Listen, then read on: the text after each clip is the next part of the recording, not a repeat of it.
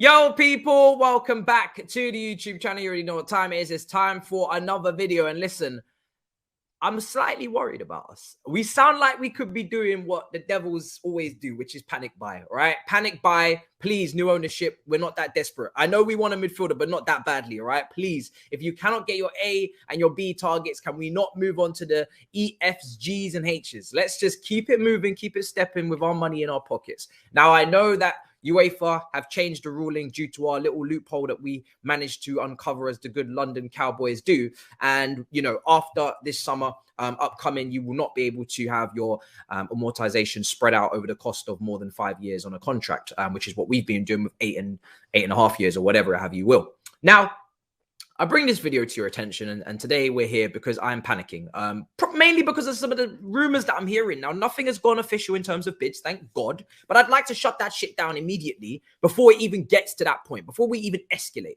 And we're starting with Matisse Nunes, right? Matisse Nunes, now, you could say you can't take his stats from Wolves. They're in a dire situation in the Premier League. He's not in a possession-based team. He's in a struggling side, whatever have you will. So I'm not going to do that. Despite the fact that his progressive passing this season is in the gutter, despite the fact that this is not a player that really has the eye for a pass or has the vision or has the accurate long balls, in my opinion, to showcase on a consistent basis. And yes, this comp is here to bewilder you. This comp is actually here to confuse you. It's a Sporting Lisbon comp. And you're going to see long-range passing and you're going to see what looks to be a complete midfielder. But statistically, it does not match up. Now, I'm not saying he's a bad midfielder. He does carry the ball really, really well. He is a very good ball carrier. He's a good dribbler. He is a box-to-box midfielder. Now, my problem is that if we're going to have box-to-box midfielders, I would like them to have vision and passing. I want their passing to be at the creme de la creme. And that's, for me, the problem with Matisse Nunes, is that his passing is not the creme de la creme. And it's not his skill set. He's a ball carrier. He's someone who likes to carry the ball, dribble. He's like a Portuguese Kova or Loftus-Cheek. And we've already got enough of those in the team. We don't have the passes. And that's why Enzo Fernandez was a top target for me. Now, if you want to look at if you want to look at Matisse Nunes' statistics last season, he was 71st for chances created in the Portuguese league, in comparison to Enzo, who is 12th.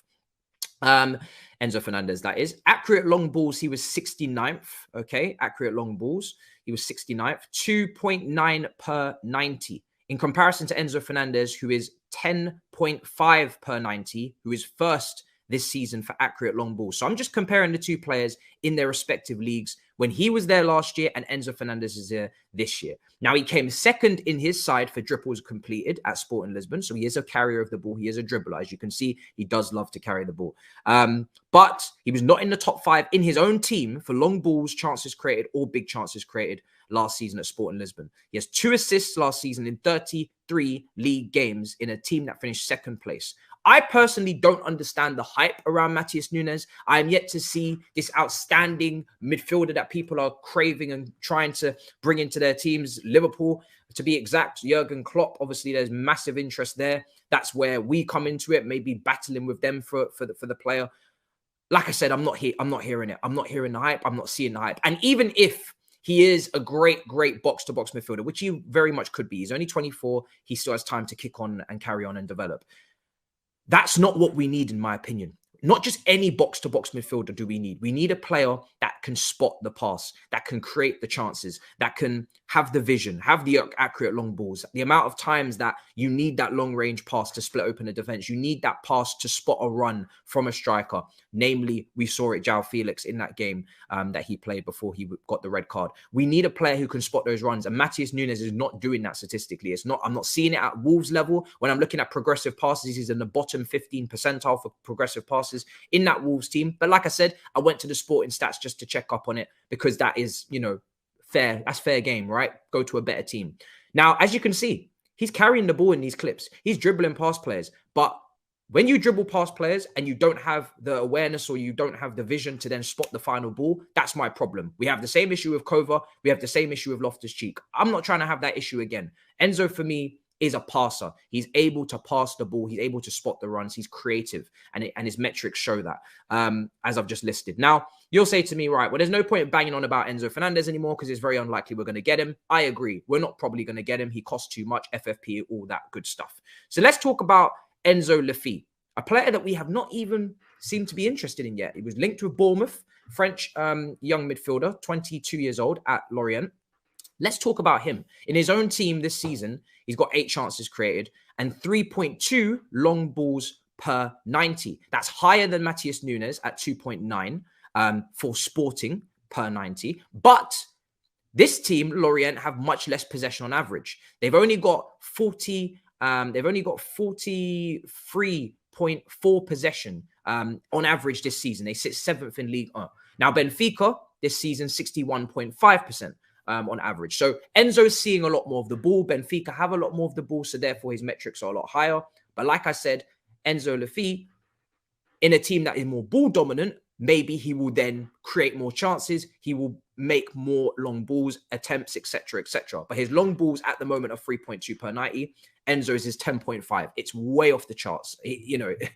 I'm not saying Enzo Le Fée is a better player or equal to Enzo Fernandez, but I'm saying as an alternative in a team that don't dominate possession as much, at least you can see that he's playing the ball on a long range basis a lot better than Matisse Nunes, and he's more accurate with his passing as well. And he sits in his team very well this season with 7 goal contributions. So for me, Matisse Nunes, the goal contributions have not really looked to be too high. As I said, at Sporting, at Wolves this season, it probably is even worse. I'm not going to get into that. But for me, Enzo Le Fée, I haven't watched loads of him at all. I've only seen a handful of, a few clips in here and there, and obviously with the statistics. But I've heard great things, and it sounds like a better profile fit. And when you look at player comparison and you look at his progressive passes in terms of his percentile, it's a lot higher. His dribbles completed is really high as well, Enzo Le Fée, if you want that. So you're still getting a blend of both. But my thing is passing.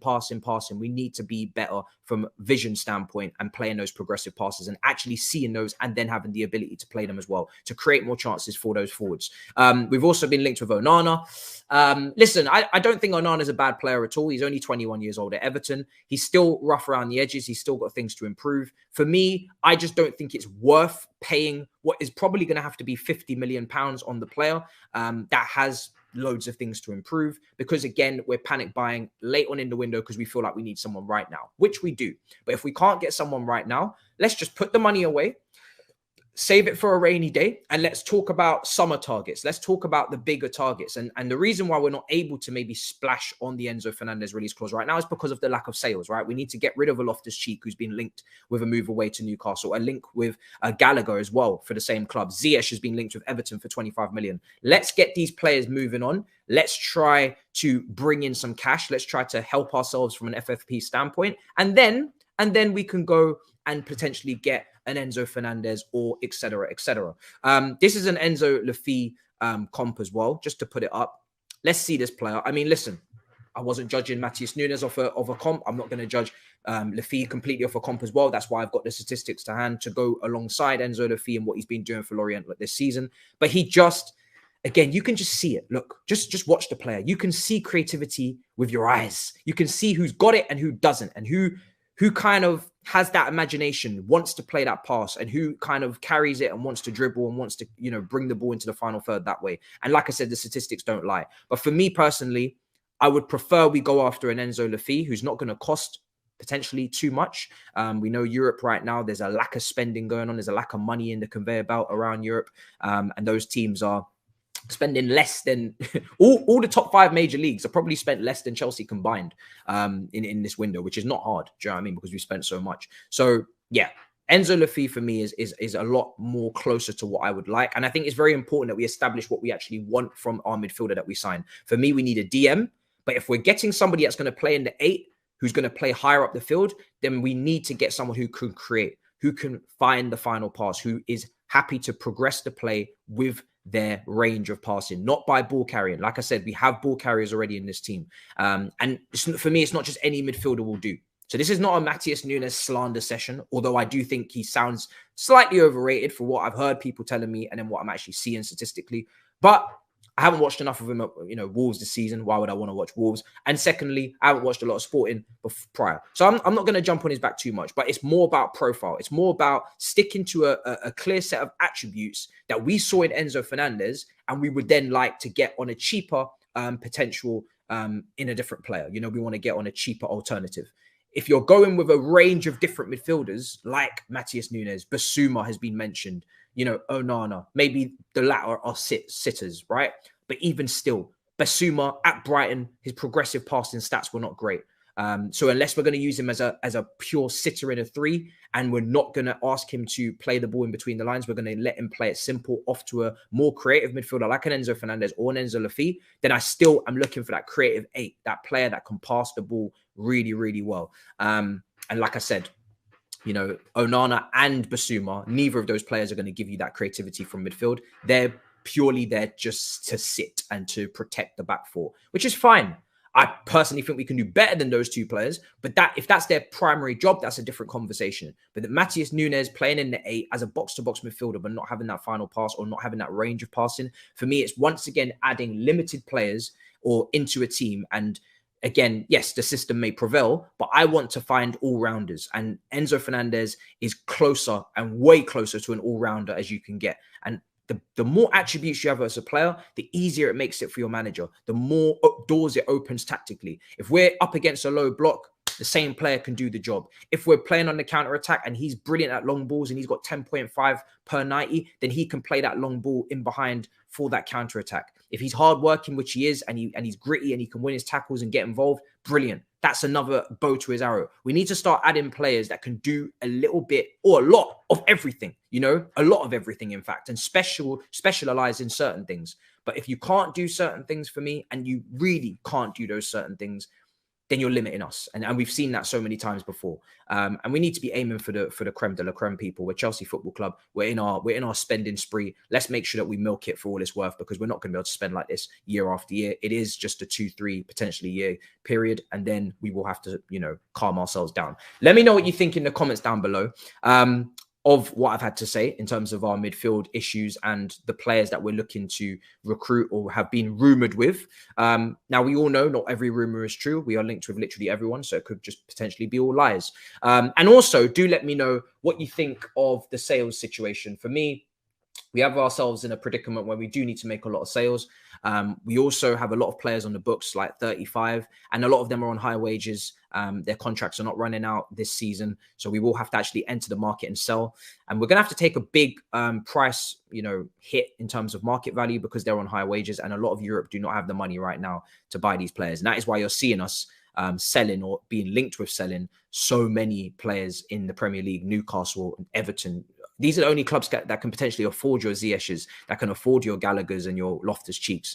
So bear that in mind. It's not going to be potentially so easy to sell these players in this market on a European standpoint. It's going to probably have to be Premier League or bust. But Enzo Le Fée, as you can see in these clips, he just plays the game differently. Just plays the game differently, man. He's bringing that creativity. He's bringing that suave, and I love it. I love it. And for me, he's rising up in my estimations of what we need. And I hope for you guys too. Let me know what you think in the comments down below. Big up your damn selves. In a bit, people. Peace.